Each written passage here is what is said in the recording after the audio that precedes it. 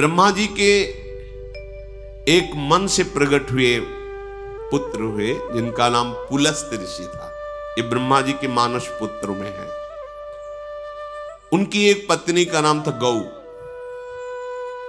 उनके एक पुत्र हुआ जिसका नाम वैश्रवण, जिनको कुबेर जी कहा गया। ये पुलस्त्य जी के अंश से प्रकट हुए श्री वैश्रवण जी हैं। ये बड़े तेजो संपन्न और शक्तिशाली थे। वैश्रवण जी अर्थात कुबेर जी ये पुलस्त्य ऋषि को छोड़ करके भगवान ब्रह्मा जी की आज्ञा में और सेवा में रहने लगे। ये पुलस्त्य जी को अच्छा नहीं लगा, क्रोध आ गया पुलस्त्य जी को। तो पुलस्त्य जी ने अपना दूसरा रूप धारण किया अपने ही अंश से। उसका नाम हुआ विश्रवा। अपने शरीर से दूसरा रूप प्रकट किया जिसका नाम विश्रवा। क्रोध से प्रकट किया। ये क्रोध आसुरी भाव है, राक्षसी भाव है। विश्रवा सदैव कुबेर जी से दोष दृष्टि रखता, द्वेष दृष्टि रखता, कुपित रहता। पर ब्रह्मा जी की सेवा में थे विश्रवण, इसलिए किसी का प्रभाव उनके ऊपर नहीं। वैश्रवण की सेवा से प्रसन्न होकर पितामह ब्रह्मा जी ने अमरत्व प्रदान कर दिया और त्रिभुवन के धन का मालिक बना दिया। धनाध्यक्ष भगवान कुबेर ऐसा कहा जाता है। वो जो पुलस्त्य जी के अंश से प्रकट हुए प्रथम पुत्र, द्वितीय विश्रवा जो उन्हीं के आदेश से प्रकट हुए। और जब कुबेर पदवी मिली तो महादेव जी से ब्रह्मा जी ने उनका परिचय कराया और मित्रता करवाई। नलकुबर नाम के इन्हीं के मणिग्रीव पुत्र प्रकट हुए और एक दिव्य स्वर्णमयी राजधानी धनाध्यक्ष कुबेर की, जिसका नाम लंका।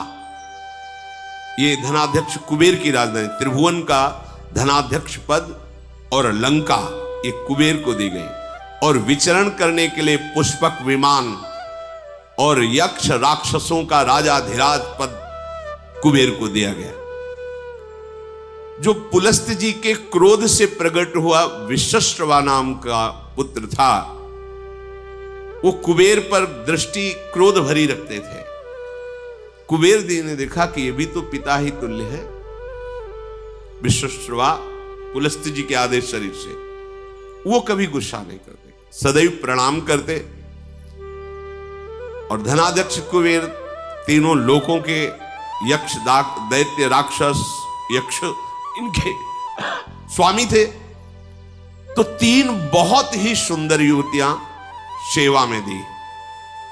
राक्षस कन्याएं, बड़ी माया शक्ति से संपन्न, दिव्य से दिव्य रूप धारण करने वाली, वो महामुनि विश्रवा की सेवा में लगी। रात दिन उनकी आज्ञा में हाथ जोड़े खड़ी रहती थी। जब जो आज्ञा वैसी सेवा, नृत्य करना, गान करना, महर्षि को रिझा लिया। उनमें से एक का नाम पुष्पोत्कटा, दूसरा का राका, तीसरे का नाम मालिनी। तीनों एक दूसरी सेवा में सुख प्राप्त करने के लिए होड़ लगाई हुई थी। तीनों ने प्रार्थना की कि मुझे पुत्र चाहिए।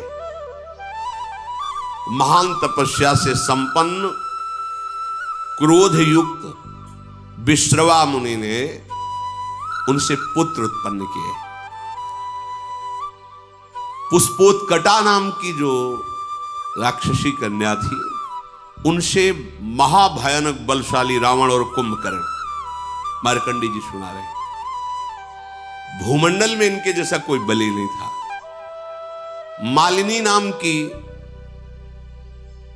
जो सेवा में थी राक्षसी कन्या, उनसे विभीषण जी का जन्म हुआ।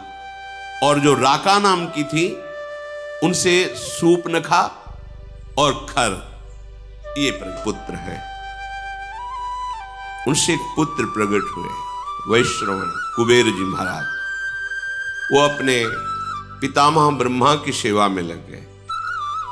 तो पुलस्त्य जी के हृदय में असंतुष्टता पैदा हुई, हमारी आज्ञा का पालन नहीं कर रहा। उन्होंने अपने को दूसरे स्वरूप में प्रकाशित किया। देखो, जो क्रिया द्वेष, असंतुष्ट या क्रोध या धर्म त्याग पूर्वक होगी, वो राक्षसी प्रवृत्ति ही प्रकट करेगी। विश्रवा जी के हृदय में कुबेर के प्रति भारी द्वेष, क्योंकि पुलस्त जी का संकल्प उद्वेषात्मक हो गया। तो उनसे जो विश्वश्रवा प्रकट हुए, उनके हृदय में कुबेर जी के प्रति द्वेष, अर्थात धर्मात्मा पुरुष के प्रति द्वेष। उनकी सेवा में कुबेर राजा धीराज पदवी प्राप्त किए ब्रह्मा जी से, तो देखा ये पिता स्वरूप है, इनको मेरे से द्वेष है, ये द्वेष मिट जाए। दिव्य मायावी शक्तियों से युक्त बड़ी ही सुंदर 3 युवतियों को विश्रवा मुनि की सेवा में लगाया। सेवा में नजदीक रहने से उनको पत्नी भाव से स्वीकार किया। द्वेष, क्रोध, इससे संयुक्त होकर के पुत्र उत्पन्न की चेष्टा की, क्रिया की। पुष्पोत्कटा नाम की सुंदरी से जो सेवा में थी, बड़ा ही भयानक पुत्र प्रकट हुआ, रावण, फिर कुंभकर्ण।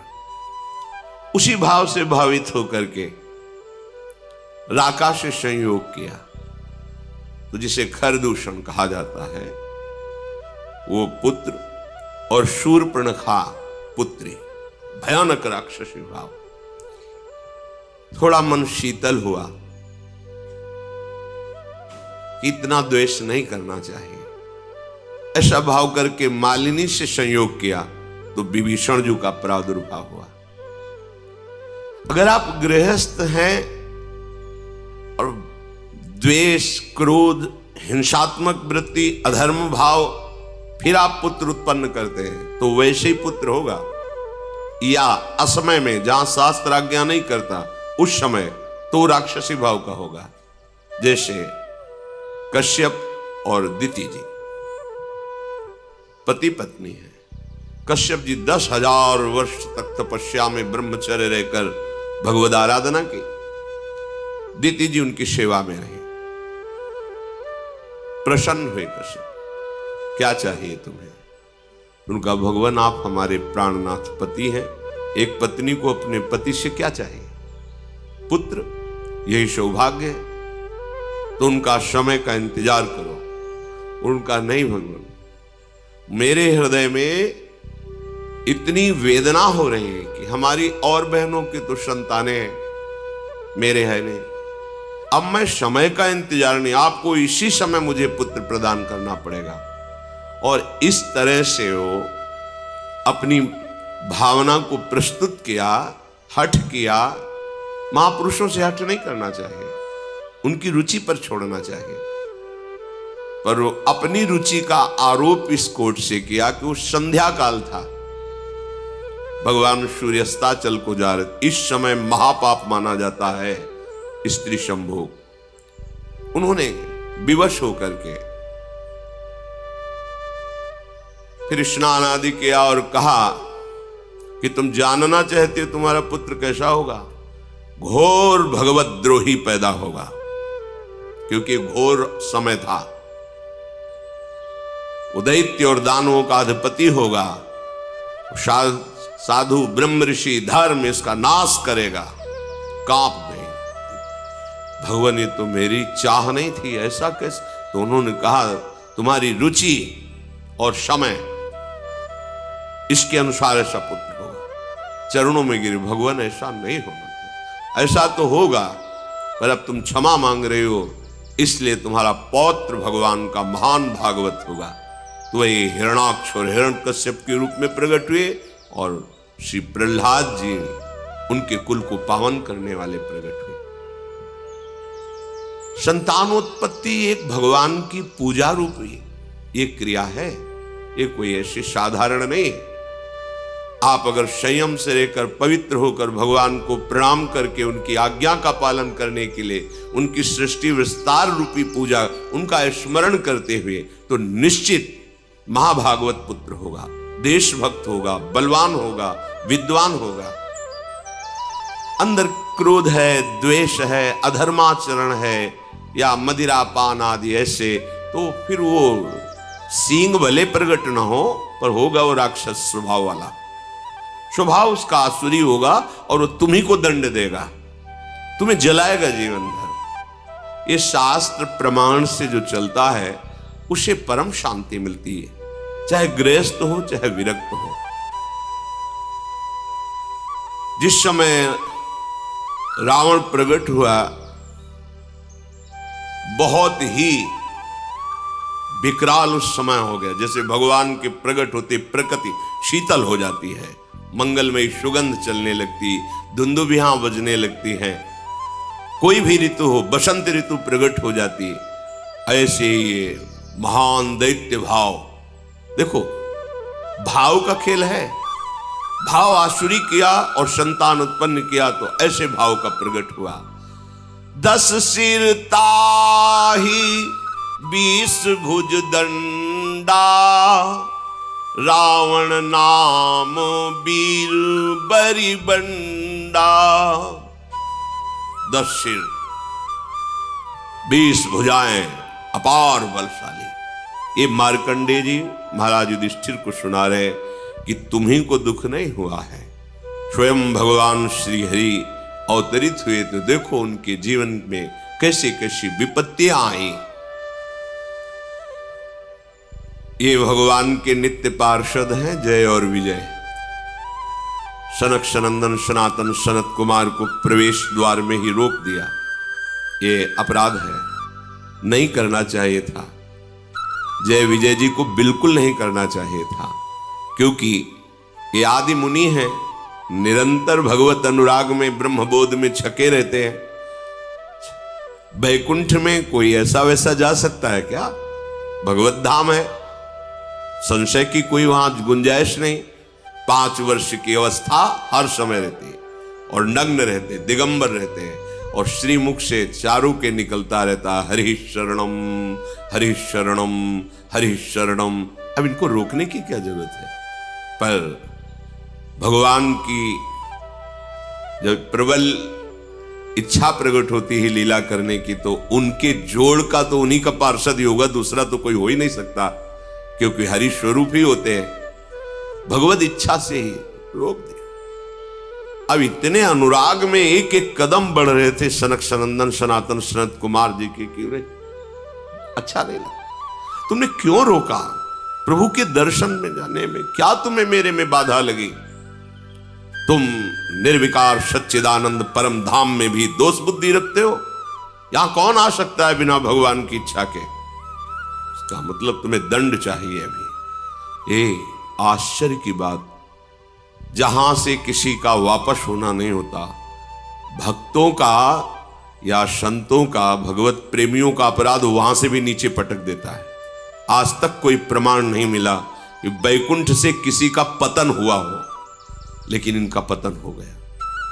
महाभागवत ब्रह्मबोध संपन्न निरंतर भगवत अनुरागी महात्मा को रोक दिया, साप दे दिया, जाओ तुम 3 जन्म तक असुर भाव को प्राप्त हो। इससे बड़ा दंड क्या हो सकता है? भगवत भाव का सिद्ध महापुरुष भगवत पार्षद बनता है, उसका जीवन होता है निरंतर भगवत चिंतन। ऐसे चिंतन में सिद्ध हुए भगवत पार्षद, ये तो सिद्ध पार्षद है, इससे बड़ा दंड क्या हो सकता है कि आसुर भाव को प्राप्त हो, भाव ही तुम्हारा राक्षसी हो जाए। कांप गए। जय विजय भगवान सर्वांतर्यामी स्वयं चलकर आए। वो बड़ी अद्भुत बात कही। कहा सेवक का अपराध स्वामी का ही होता है, इसलिए आप क्षमा करो या मुझे दंड दो। ये मानो ऐसा प्रहार हुआ सनकादि के ऊपर, अगर विचार करके देखो, बहुत मृदु शब्द दिखाई दे रहे हैं, लेकिन नहीं। भगवान को लगा तुम्हें ये तो सोचना चाहिए कि मेरे पार्षद हैं, अगर दंड ही दिलवाना था तो हमसे निवेदन करते कि आपके सेवक ने मुझे रोक दिया, आपको असंतुष्टता आप फाइनल कैसे कर दिए? भगवान के जो शब्द है इसमें बड़ा गूढ़ भाव है। सनकादि को अपना नहीं कहा उस समय, कहा सेवक का अपराध स्वामी का ही अपराध होता, मुझे क्षम। ये बहुत बड़ी बात अलगाव की हो गई ना। अपनापन किससे दर्शा रहे हैं श्री भगवान जय विजय से? सेवक का अपराध स्वामी का ही अपराध होता है। हे ऋषियों, आप चाहे दंड दो या क्षमा करो, मेरी भुजा भी हो, यदि आप जैसे महात्माओं के विरुद्ध चल जाए तो मैं काट दूं, फिर ये तो सेवक है। संतुष्ट किया। अब तो कांप गए शनकादि वचन, क्योंकि परम ज्ञानी है, बार बार भगवान के चरणों में प्रणत हो रहे हैं। प्रभु आप कहे तो शाप मिथ्या हो जाए, पर नहीं, मेरी इच्छा से है ऐसा है। और जय विजय से कहा तुम चिंता मत करो, आसुर भाव रहेगा पर तुम्हारे कल्याण के लिए मैं स्वयं अवतरित होऊंगा, स्वयं अवतरित, तुम चिंता मत करो। जय विजय ने तो 3 जन्म लिए, पर भगवान ने 4 जन्म लिए। रावण कुंभकर्ण रूप में जब ये पधारे तो भगवान श्री राम रूप में, वो तो अंश में चतुर्व्यूह स्वरूप से प्रकट हुए। हिरण्यकश्यप हिरणाक्ष के लिए भगवान नरसिंह और वाराह और शिशुपाल दंतवत भगवान श्री कृष्ण, 4 अवतार, राम, नरसिंह, वाराह और हरि श्री कृष्ण, 4 अवतार भगवान ने लिए। हर चरित्र से हमें शिक्षा मिलती है। यदि हमें रोका जा रहा है तो हम श्रद्धा लेकर के आए हैं, हमें रुक जाना चाहिए। दूसरी बात, यदि वो भगवत प्रेमी महात्मा है तो विनय की जा सकती है, उसको शासन के द्वारा नहीं रोका जा सकता। वो भले अल्प अवस्था का क्यों ना हो, यदि वो वैष्णव चिन्हों से चिन्हित है तो हाथ जोड़ के बात करनी चाहिए। अगर आप कुछ क्षण यहां विराजमान हुए, अभी मैं आपको विनय पूर्वक, शासन नहीं, पार्षद हैं भगवान के, वो सामने महान ऋषि है, विनय की जा सकती है। हमको एक एक आचरण की शिक्षा मिलती है हर चरित्र से, हर चरित्र से। अब ये भगवान के पार्षद आसुर भाव को प्राप्त है, इनकी जोड़ का कौन हो सकता है? तो 10 सिर ताही 20 भुज दंडा, रावण नाम वीर बरी बंडा। बड़ा ही प्रचंड सामर्थ्यशाली रावण, जिसके 10 सिर, और ऐसा नहीं था कि भयानक लगता हो, 10 सिर होते हुए भी बड़ा सुंदर था। भगवत पार्षद है, सुंदर था, ऐसा नहीं कि उसके देखने में कुरूपता झलकती हो, जिसके 10 खोपड़ी हो तो अलग नहीं लगेगा, ऐसा नहीं था। और 20 भुजा, महान बलशाली, प्रचंड शूरवीर। और दूसरा, भूप अनुज हरि मर्दन नामा, भयो सुकुंभ करन बलधामा। मानो हिमालय ही पैदा हो गया हो, पुष्पोत्कटा के गर्भ से, ऐसा विशाल काय स्वरूप। और आहार, ये छोटे मोटे निशाचरों की बात अभी आप सुनी थी।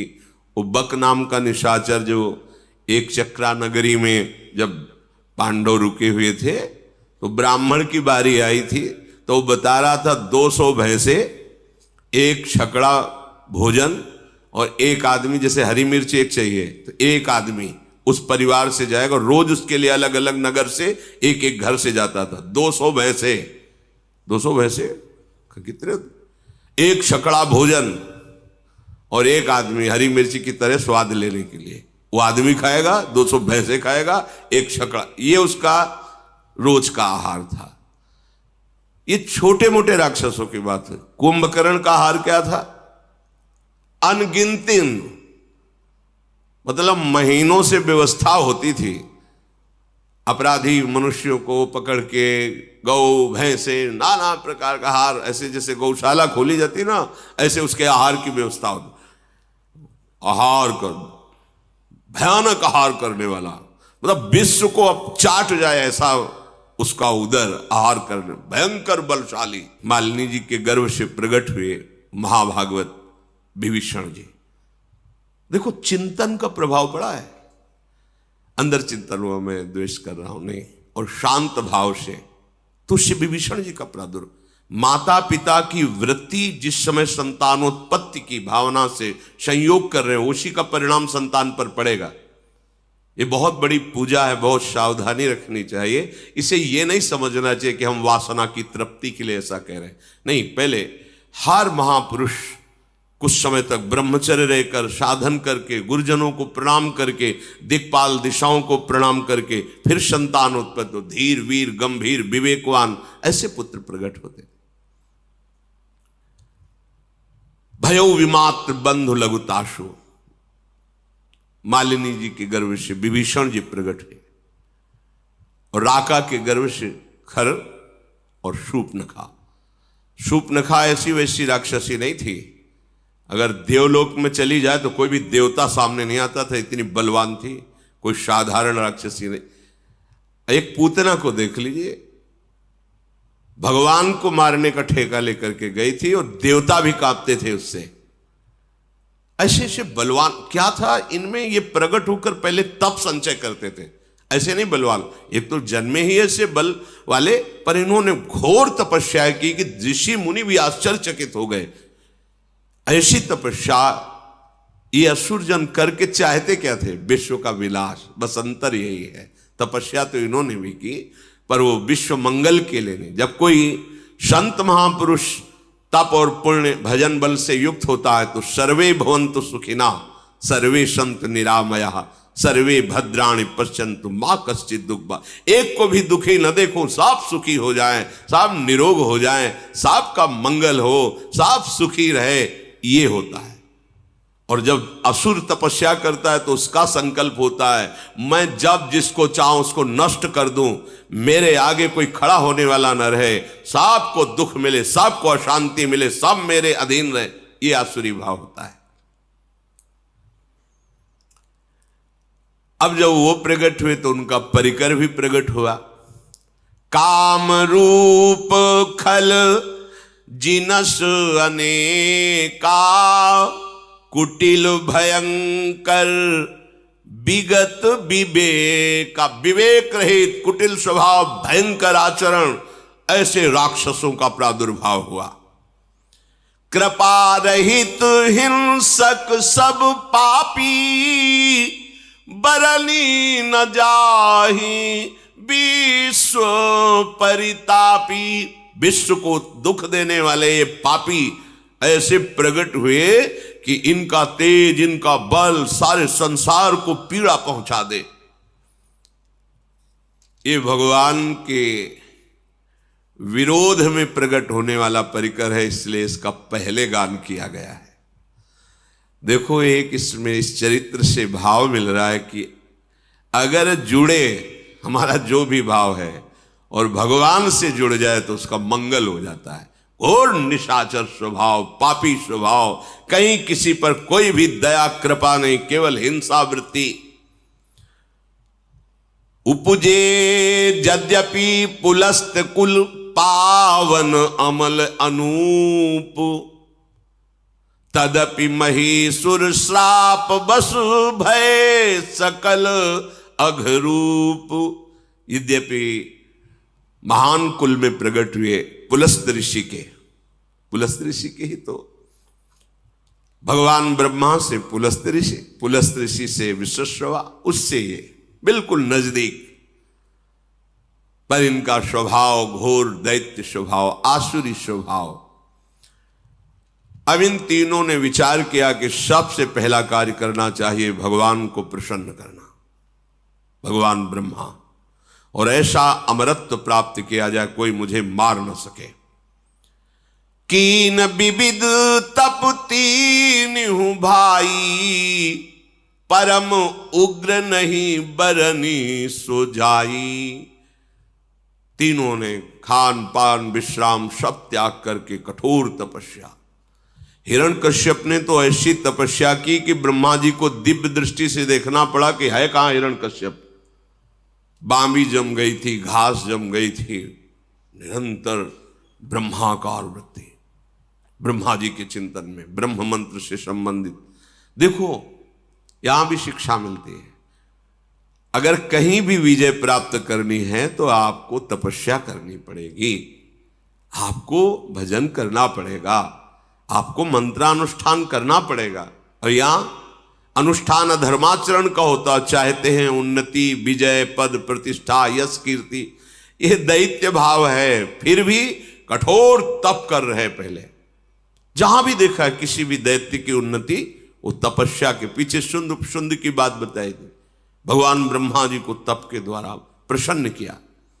अब इतना तप किया कि विवश होकर ब्रह्मा जी को सामने आना पड़ा। मंत्र में बड़ी सामर्थ्य है। गयौ निकट तप देखी विधाता, मांगहु बर प्रसन्न मैं ताता। उठो पुत्रो, तुम्हारी तपस्या पूर्ण हुई, मैं प्रसन्न हूं, क्या चाहिए तुम्हें? तब रावण ने आंख खोली, देखा भगवान ब्रह्मा जी विराजमान हैं। करी बिनती पद गही 10 सीसा, बोल्यो बचन सुनहु जगदीशा। प्रणाम किया, हाथ जोड़कर कहा, हे जगत के ईश्वर भगवान ब्रह्मा जी, मैं अमर हो जाऊं। मार्कंडेय जी महाभारत में कहते, उसने कहा मैं अमर हो जाऊं। उनका असंभव, ये वरदान नहीं दे सकता, क्योंकि वो मन की बात जानते थे कि आसुर भाव को प्राप्त है, अमर हो गया तो त्राहिमाम मच जाएगा। कहा नहीं, अमर नहीं, और कुछ मांग सकते, एक शब्द केवल हटा दो अमर, फिर और जो चाहो मांग लो तो ठीक है। हम काहू के मरही न मारे, बानर मनुज जाति दुई बारे। हम फिर तुम्हारे द्वारा बनाए हुए ऋषि मुनि अस्त्र शास्त्र महात्मा किसी से न मानो। ये मनुष्य और बानर तो हमारे आहार हैं, बस इनके लिए हमें वरदान की जरूरत नहीं तुम्हारी। ब्रह्मा जी ने कहा बस बस, थोड़ा तो हमें रास्ता चाहिए। ऐसे हिरण्यकश्यप ने मांगा, अमर हो जाऊं, असंभव, ये नहीं दे सकता। फिर तुम्हारी सृष्टि के बनाए हुए किसी भी मनुष्य से, किसी से, तो सृष्टि में बनाया हुआ कोई मनुष्य, अस्त्र शास्त्र मंत्र, कुछ भी जो ब्रह्मा का बनाया हुआ है, उससे न मनो। तो वही अमृत तो समझ गया कि हम, ब्रह्मा जी ने कहा हाँ हाँ ये तो दे देंगे, रास्ता निकलना चाहिए। भगवान ने ऐसा रूप रखा जो ब्रह्मा ने कोई बनाया ही नहीं, नरसिंह, फाड़ के फेंक दिया है हिरण्यकश्यप को। ऐसे बुद्धि, ये मनुष्य क्या है, हमारे आहार है नर बानर पशु, इनके लिए तुम्हें वरदान की आवश्यकता नहीं है देने की। हाँ, और आपके किसी भी बनाए हुए दैवी शक्ति, देवता आदि, लोकपाल, कोई अस्त्र शस्त्र, ब्रह्मा जी ने कहा एवमस्तु तुम बड़ तप कीन्हा। उसी समय साक्षी देने के लिए भगवान शंकर भी आ गए। मैं ब्रह्मा मिलित ही वर दीन्हा। महादेव जी ब्रह्मा जी, तथास्तु, ऐसा ही हो। फिर देखा पहाड़, कुंभकर्ण। ब्रह्मा जी ने कहा बहुत होश में इसको वरदान देना पड़ेगा, अगर ये पूरे दिन आहार करेगा तो जितना हम सृष्टि रचा है सब चौपट हो जाएगा। पुनि प्रभु कुंभकर्ण पै गयऊ, तेहि बिलो कि मन विषमय भयऊ। जो यही खल नित करब आहारू, हो ही सब उजारी संसारू। अगर ये बराबर जागता रहा तो पूरी सृष्टि को उजाड़ देगा। सरस्वती को याद किया, अब बैठो इसकी जबान पर। कहा बेटा तुम मांगो, तुम्हारी क्या इच्छा है? उसने पहले ही सोचा था कि सीधे इंद्रासन, त्रिभुवनपति बनकर के रहूंगा, सारी सृष्टि हमारे अधीन रहेगी। बोलना चाह रहा है इंद्रासन, निद्रासन। सरस्वती जी बैठी हुई। ब्रह्मा जी ने कहा तथास्तु। 6 महीने में एक बार जगेगा और दिन भर आहार करेगा, फिर सो जाएगा 6 महीने का। सारद पेरी तासुमति फेरी, मांग सी नींद मास सटकेरी। एक बार 6 महीने सोना, फिर जग के आहार करना, फिर 6 महीने के लिए। ब्रह्मा जी ने कहा तथा, यह है तपस्या का फल। उसे ज्यादातर ऐसे ही मांगते हैं कि खूब चक्क सोने को मिले, खाने को मिले। ये आसुरी स्वभाव है। अब दृष्टि पड़ी विभीषण जी पर। मार्कंडेय जी कह रहे एक पत्ता सूखा विभीषण जी रोज पाते थे और निरंतर भगवान नाम जप करते थे। गए विभीषण पास पुनि, कहो पुत्र बर मांगु, तेहि मांग्यो भगवंत पद, कमल अमल अनुराग। ये बात मांगी, यही मांगना चाहिए। यही मांगने से मांगना मिट जाता है। ब्रह्मा जी विभीषण के पास गए और कहा पुत्र तुम्हारी तपस्या पूर्ण हुई, वरदान मांगो। उन्होंने चरणों में प्रणाम करके कहा भगवान मुझे अमल अर्थात कामना रहित, निष्काम, मल है कामना, निष्काम और अनन्य, तेहि मांगे भगवंत पद, कमल अमल अनुराग। अनुराग अनन्य भक्ति, निष्काम अनन्य प्रेमा लक्षण भक्ति जो है वो मुझे श्री हरि की दीजिए। हरि के चरणों में निष्काम भक्ति। मार्कंडेय जी ने कहा कि जब उन्होंने ये मांगा तो ब्रह्मा जी ने सबसे पहला शब्द कहा कि तुम्हारे जो 2 भाइयों को हमने ना कहा है वो अपनी तरफ से देता हूं, तुम अमर हो जाओ। ये तो तुम्हें मिले ही, लेकिन जो 2 भाइयों ने मांगा मैंने नहीं दिया, वो तुम्हें दिया। अमर आज भी विभीषण राज्य कर रहे हैं दिव्य लंका में। पीछे चूंकि उस प्रसंग पे नहीं जाना था, तो जब दिग्विजय कर रहे थे राजसूय यज्ञ के लिए पांडव, तो उस समय घटोत्कच की पीठ में बैठकर समुद्र पार किया था। और वहां गए, जब पता चला भगवान श्री कृष्ण के भक्त हैं ये पांडव, तो विभीषण जी स्वयं उनका स्वागत किया और कहा विजय की जरूरत नहीं है, हम हार स्वीकार करते हैं, आपकी विजय। प्रणाम करके कहा था नहीं, हम आपको परास्त करने नहीं, आपका आशीर्वाद लेने आए। विभीषण जी अब भी विराजमान है लंकाधिपति के रूप में। जब सृष्टि समिटेगी तो साकेत धाम जाकर सदैव भगवान के, ये है भगवान की भक्ति का प्रताप। एक बात मांग लो जिससे सारी बात अपने आप पूर्ण हो जाती, भगवान के चरणों की आसक्ति। प्रभु निरंतर आपके प्रेम में डूबा रहो, बस। इससे क्या होगा, प्रभु अधीन हो जाएंगे। फिर जब मालिक अधीन हो गया तो सारी संपत्ति उसकी तो है ही, सारी संपत्ति तो उसकी है। हम लोग अल्प बुद्धि वाले हैं, इसीलिए प्रभु को रिझाने के बाद मांगते क्या है, यही मायाकृत भोग सामग्री, मायाकृत। नहीं, मांगना है मालिक से। अब एक गरीब आदमी चक्रवर्ती सम्राट के पास जाए, सम्राट के हम बहुत खुश हैं, बोलो क्या चाहिए, तो सोचेगा भैंस के लिए 1 साल का चारा और घर के लिए 1 साल का भोजन। महाराज हमारे पशु के लिए चारा और हम लोग के लिए 1 साल, तो उसके लिए मजाक की बात होगी। अरे तुम मांग लेता तो गांव का गांव, नगर का नगर वो दे देता, आज जीवन की व्यवस्था कर देता। पर उसकी हिम्मत नहीं मांगने की, वो अपनी सामर्थ्य के अनुसार मांगता है। इसलिए सच्ची बात यह है कि मांगना भी भगवान के ऊपर छोड़ दे, हमें मांगना भी नहीं आता। अगर वो ऐसा कह दे गरीब आदमी चक्रवर्ती सम्राट से कि महाराज मुझे नहीं पता कि मुझे क्या चाहिए, आप दे दो, तो जो वो देगा वो अपनी सामर्थ्य के अनुसार देगा, वो निहाल हो जाएगा। ऐसे ही चतुर सुजान भक्त मांगते भी नहीं।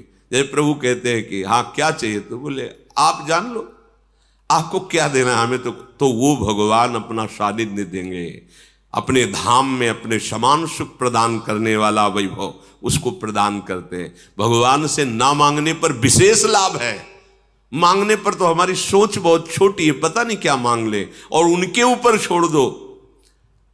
सुदामा जी ने मांगा था क्या, नहीं मांगा ना, चले काहे के लिए थे। पत्नी ने प्रेरणा यही की थी कि मित्र हैं कुछ तो दे ही देंगे, बच्चों का उदर पोषण करने की व्यवस्था तो हो ही जाएगी। पर सुदामा जी चतुर सुजान भक्त थे, एक शब्द भी नहीं कहा। अच्छा मित्र चलते हैं, तो बोले कपड़े जो नए पहने हुए इनको उतार दो, नहीं रास्ते में चोर परेशान करेंगे। वो भी उतार के वही पुरानी जो उनकी धोती थी फटी लपटी वही पहना दिया। सुदामा जी ने सोचा कि अच्छा किया, अच्छा किया। अब पत्नी को समझाएंगे जाके कि बहुत जो है तू, जाओ जाओ मित्र हैं दे देंगे, कपड़ा भी उतरवा लिए अपने पहलाएंगे। अब भगवान ऐसे हाँ चलो, तो सोचा 2-4 असरफी तो होंगी मुट्ठी में, ये तो जानते ही घर की हालत की, खाने को भी नहीं। भगवान ने कहा इधर से जब आप जाना तो उधर से मुड़ जाना। बोले वो तो हम जानते, मुड़ जाएंगे आप, पता है। और रास्ते में सोच रहे कि कितने श्री कृष्ण हमारे कृपालु हैं, नहीं दिया कि दरिद्र ब्राह्मण के ऐसा ना हो ईश्वर पाकर मुझे भूल जाए, मेरा मित्र कितना कृपालु है। और जब आए तो उनको लगा कि मैं लौट के द्वारिकापुरी ही आ गया क्या, ऐसी सुदामापुरी रची। भगवान ने 2 लोक की संपत्ति भेज दी उनके यहां।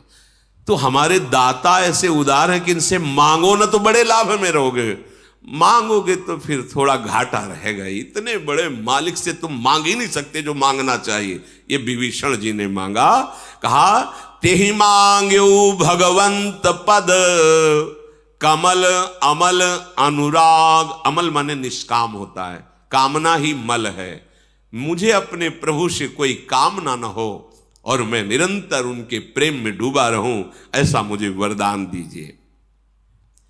तिन्हि देहि बर ब्रह्म सिधाए, हर्षित ते अपने गृह आए।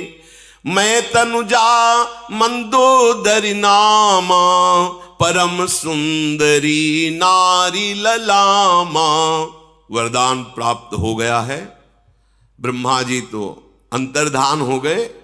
ये तीनों महान आनंद से युक्त होकर के मैदानों की मंदोदरी नाम की बड़ी ही विवेकपूर्ण उनकी कन्या थी, बहुत ही सुंदर और विवेकवान थी। विवेकवान होना बहुत कठिन होता है। परम सुंदरी। रावण ने मैदानों को आदेश किया अपनी कन्या से मेरा ये सौभाग्य, जगह जगह पर सावधान करती, प्रीतम आप गलत कर रहे हैं, बार बार वो मानता नहीं था। मंदोदरी बहुत ही ज्ञानवान थी, बहुत ही ज्ञानवान थी। अंतिम समय तक भगवान की महिमा सुनाती रही। आप समझिए प्रभु, आप जिनसे वैर कर रहे हैं वो कौन, पर वो भी अपनी निष्ठा में था। उसका द्वेष भाव भगवान से लीला करने का वादा है, तो इतना भी श्रद्धा कभी प्रकट नहीं किया। जहां कोई भगवान की श्रद्धा की बात करता उसको वही माल्यवान से कहा तुम पूज्य हो और बूढ़े हो इसलिए बख्श रहा हूं। बस भाव तो हमें लगता है कि जो भाव अपने को दे भगवान, उसमें बिल्कुल निष्ठा युक्त हो जाना चाहिए। द्वेष भाव से भजा तो ऐसा भजा कि कहीं कलंक नहीं लगने दिया द्वेष भाव में। पूरा का पूरा जीवन भगवान के चिंतन में, पर द्वेष भाव से। अब विवाह हो गया, पता चला कि महाराज कुबेर राजाधिराज लंकापुरी में विराजमान है। द्वेष था ही पिता के ही हृदय में, तो पहला काम किया लंकापुरी पर चढ़ाई की, जो कुबेर की राजधानी थी। अब अपार बल से संयुक्त, देर न लगी, कुबेर जी को भागना पड़ा। लंका छोड़ करके जितने यक्ष राक्षस निशाचर कुबेर पक्ष के थे सब कोई थे इनके सामने घुटने टेके, तो उनको महल दे दिया, रहो यहीं रहो। और लंका अपनी राजधानी रावण ने निश्चित की, और जबरदस्ती उनका दिव्य विमान जो मिला था राजाधिराज कुबेर जी को, पुष्पक विमान को छीन लिया। अब तो लंका राजधानी और पुष्पक विमान पर चढ़ करके विहरण करने के लिए कुबेर जी गंधमादन पर्वत पर भाग पड़े। ब्रह्मा जी से स्तवन किया। ब्रह्मा जी ने कहा कि किसी की सामर्थ्य नहीं है इसे कोई अब त्रास कर सके, किसी के साये। एक तो महाबली वैसे ही, दूसरा वरदान प्राप्त किए हुए, समय व्यतीत करो। वो लंका को अपनी राजधानी घोषित कर दिया। खां त्रिभुवन के जो धनाध्यक्ष है उनकी राजधानी स्वर्णिम लंका, आसपास समुद्र, खाई का काम कर रहा था। हरि पेरित जही कलप जोई जात धान पति होई, शूर प्रतापी अतुल बल दल समेत बस सोई। ये बहुत ही तेजोमयी लंका है।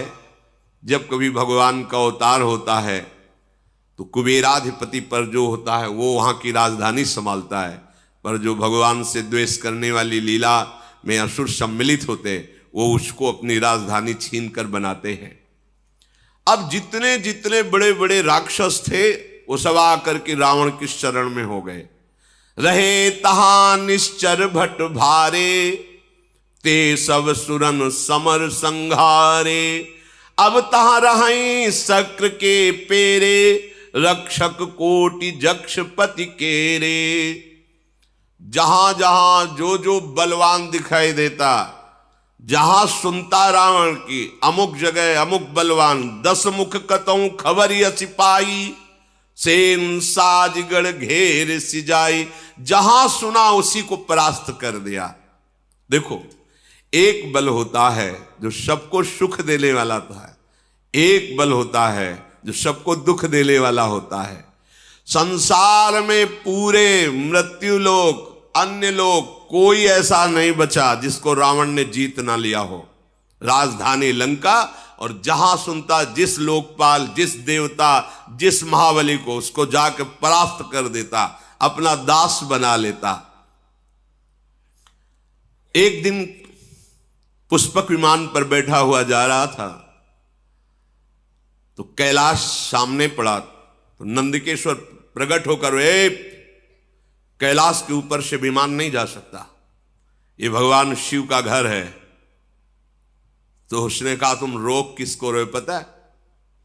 रावण को रोक रहे हो। ये कैलाश के ऊपर से तो नहीं जा सकता, तो विमान तो हटेगा नहीं, हम कैलाश हटा देते हैं। उतरा विमान से, कौतुक कहीं कैलाश पुनि लीन्हे सिजाई उठाई, मनों तौल निज बाहुबल चला बहुत सुख पाई। उमा सहित भगवान महादेव गण सहित पूरे कैलाश पर्वत को भुजाओं से, 20 भुजा पर वो वरदानी है। महादेव जी मुस्कुराए। नंदिकेश्वर ने कहा, प्रभु मुस्कुराने का समय नहीं है, अगर आप इतना छूट दे दिए तो कोई इस कैलाश की महिमा को नहीं समझेगा। भगवान ने कहा कि हम तो केवल इसके वरदान की रक्षा के लिए कि किसी पर भी विजय प्राप्त करता है इसलिए, नहीं तुम देखना चाहते हो कैलाश उठा सकता है। एक अंगूठा ऐसे रखा तो जैसे पत्थर के नीचे मेढक दब जाए ना, ऐसे वैसे तो कैलाश उठा लिया। पर जब नंदिकेश्वर ने प्रार्थना की कि प्रभु आप, तो भगवान ने कहा हम तो ब्रह्मा के वर की पूर्ति के लिए ऐसा, इसलिए नहीं तो देखना चाहते हो कैलाश उठा सकता है। ऐसे अंगूठा रखा, पर वो भारी विद्वान भी है, पुलस्त ऋषि का।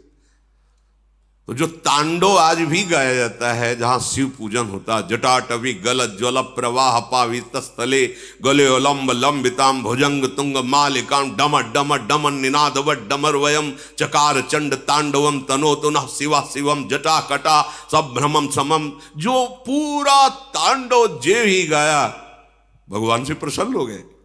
ऐसा तांडव स्तोत्र है कि निश्चित भगवान से प्रसन्न, भगवान शिव प्रसन्न हुए, दर्शन दिए, साष्टांग प्रणाम बोले, आज से मैं आपको अपना आराध्य देव मानकर गुरु स्वरूप स्वीकार करता हूं। सदैव आप हमारी रक्षा करना और मैं आपकी आराधना में सदैव लगा रहूंगा। रावण ने विनय करके विमान स्वैट से निकाला। अब आग कैलाश की ऐसी महिमा है, कोई कैलाश के ऊपर से वाहन से नहीं निकल सकता। जो भगवान शिव का कोई भी देवता, कोई भी यक्ष गंधर्व कैलाश के साइड प्रणाम करके, वो भगवान शिव का महल है। महल क्या है? बरगद के नीचे, बरगद जानते हो कितना है? 60,000 योजन, 60,000 योजन की डाले, 6 ऋतुएं उस बरगद के नीचे हैं। इधर वर्षा ऋतु हो रही तो इधर शीतलता, इधर ग्रीष्म ऋतु, इधर बसंत ऋतु, सब ऋतुएं उसी बरबट वृक्ष के नीचे। भगवान शिव का आसन 88 हजार वर्ष की महाराज समाधि लगाते हैं। भगवान के अनन्य भक्त हैं। अब जैसे जैसे उसकी सब सेना बढ़ती जा रही है, परिवार बढ़ता जा रहा है, बल बढ़ता जा रहा है, सब बड़ाई, कोई ऐसा नहीं बचा जो रावण के आगे सर न झुकाता हो। एक दिन जगता था, बकाया सोता रहता कुंभ, और जिस दिन जगता था तो जो बड़ा काम होता था सौंप दिया जाता था, भोजन पाओ, अपना आहार करो और जाओ उस पर विजय प्राप्त करो। उसको ये थोड़ी होता था कि जाके कुछ युद्ध करना पड़े। खड़ा हो जाता था, लंबी श्वास लेता था तो सेना का सेना अंदर चली जाती थी। रामादल युद्ध में जब वर्णन उसका हुआ है तो वो ऐसे मुख में ऐसे हजार के हजार सैनिक चले जाते, रीक्ष बानर, और कान से निकल जाते। मुंह से, अब कान कोई ऐसे छोटा बुदा छेद थोड़ी है, बड़ा भारी दरवाजा समझो, मुंह से निकले कान से, ऐसा उसको बड़ा विकराल स्वरूप। करई पाल सोई सटमासा जागत होई तिहु पुरनासा। जिस दिन जगता था तो हाहाकार मच जाता, बस मतलब स्वाहा स्वाहा, जैसे छुहारा नहीं छा, हाँ ऐसे दाल चबा के सब ऐसे इतना आहार करने। ये भगवान के पार्षद हैं, बिगड़ गई तो देखो कैसे आए। इसलिए एक अपराध ऐसा है, वैष्णव अपराध, संत अपराध, गुरु अपराध, ये किसी को नहीं बख्शता है। भगवत धाम से भी वापस ला दिया, ये बड़े आश्चर्य की बात। अगर ये प्रतिदिन आहार करता तो विश्व में कोई नहीं बचता। इसके बल की कोई माप नहीं है, कुंभकर्ण के बल की कोई माप नहीं कि इतना बलवान है वो। अब रावण के पुत्र प्रकट हुआ, ज्येष्ठ पुत्र वारिदनाद अर्थात मेघनाद। ये ऐसा योद्धा है कि अकेले स्वर्ग में जाकर देवराज इंद्र को, जैसे कोई चिड़िया को पिंजड़े में बंद करके लाए, वैसे दशानन के सामने डाल दिया कर देवराज इंद्र को परास्त करके मेघनाद में। जिसका बेटा ऐसा बलवान, खुद बलवान, भाई ऐसा बलवान, सैनिक उसके ऐसे बलवान, और उसके अहंकार का ठिकाना रहेगा क्या? काम रूप जा नहीं सब माया, सपन जिनके धर्म न दाया। स्वप्न में भी न धर्म है न दया है, ऐसे ही कामना के आसक्त राक्षस जन। इन सब को देखकर रावण बड़ा प्रसन्न हुआ और बुलाया कि आज मैं सभा में देखना चाहता हूं अपने समस्त वीरों को। देखा एक से एक नरांतक, एक से एक महान बलवान दैत्य, बहुत प्रसन्न हुआ। अपना परिवार, अपनी सेना, अपना बल देख करके सेन बिलो की सहज अभिमानी, बोला बचन क्रोध मदशानी। सुनहु सकल रज नीचर जूथा, हमरे बैरी विविध बरू था। ते सन्मुख नहीं करही लड़ाई, देखी सबल रिपु जाहि पराई। समस्त सभासदों, परिवार के जनों, सुनो, मेरा आदेश है। मेरा एक दुश्मन जो कभी मेरे सामने नहीं आता, वो हरि। वो छुप करके हमारा शत्रुओं का विनाश कर सकता है। दूसरा हमारा दुश्मन त्रिभुवन में नहीं कोई जिसको हम परास्त न कर दें।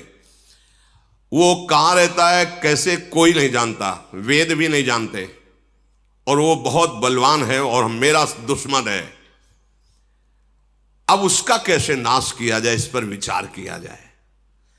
तिन कर मरण एक विधि होई, कहूं बुझाई सुनो अब सोई। एक उपाय मेरी समझ में आया है कि उनका कैसे हम अपने वश में कर सकते हैं, उनको कैसे परास्त कर सकते हैं। अविनाशी भगवान के लिए भी वचन बोल रहा, कैसे उनको मार सकते हैं। बोले एक उपाय है, जितने नाम जप करने वाले भक्त हैं, जितने साधु महात्मा ऋषि मुनि हैं, ये सब उनके प्राण हैं। समझो, रावण भी समझ रहा है, ये उनके प्राण हैं। जहां यज्ञ होती है, भगवत चर्चा होती है, नाम जप, नाम कीर्तन होता है, उसी से ये पुष्ट होता है। जैसे देवता स्वाहा से पुष्ट होते हैं, ऐसे हरि उसी से पुष्ट होता है। हाहाकार मचाने का आदेश किया। कोई भी देवता, कोई भी हो, वो हमसे विजय नहीं पा, एक ही केवल हरि। यही है बुद्धि की विपरीत दशा। जिस जिसको जो जो आदेश किया, फिर स्वयं उठाई गदा और चला। तो चलत दशानन डोलत अवनी, गर्जत गर्भ श्रवही सुनी रवनी। जब हाथ में गदा लेकर के चला तो पृथ्वी कांपने लगी, ऐसा बलशाली। दहाड़ मारता तो गर्भपात हो जाता है, उसकी दहाड़ में इतना भय है। जब सुना बड़े बड़े लोकपालों ने कि रावण पधार रहा है, तो रावण आवत सुने सकोहा, देवन तके मेरु गिरि खोहा। कोई गुफा में छुप गया छोड़ के, कोई पर्वत में, कोई जंगल में, भाग पड़े लोक के लोग खाली। वरुण लोक भुजा ठोक दी तो वरुण लोक में कोई नहीं। जिस जिस लोक में गया वह खाली ही पाया, कोई सामने नहीं पाया। और अहंकार बढ़ा। दिक्पालन के लोक सुहाए, सुने सकल दशानन।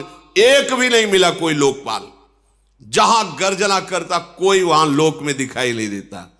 सुन लो, भगवत विमुख कितना भी बलवान और तपस्वी हो, कभी शांति और सुख को प्राप्त नहीं हो। इनसे बड़ा कोई बलवान होगा क्या?